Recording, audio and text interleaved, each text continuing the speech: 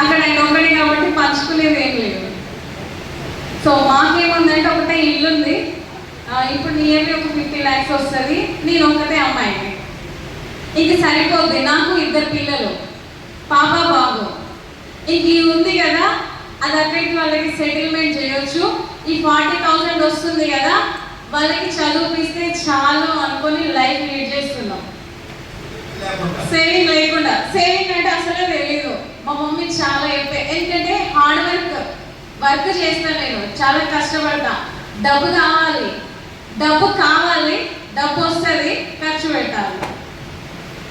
So mind అట్లాంటిది, అంటే ఉంది కదా అది సరిపోతుంది పిల్లలకి.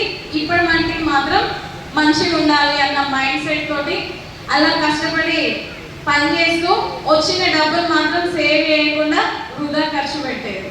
సో మా మమ్మ చాలాసార్లు ఎప్పుడు చెప్తూ ఉండేది, ఇంత కష్టపడుతున్నావు కదా, డబ్బు సేవ్ చేసుకో అని.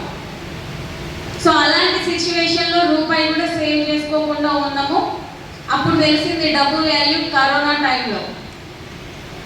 సో కరోనా టైంలో రిటర్న్ అమ్మ డబ్బులు ఇస్తే ఆ డబ్బులతో ఫ్యామిలీ లీడ్ చేసిన సిచ్యువేషన్ మాది.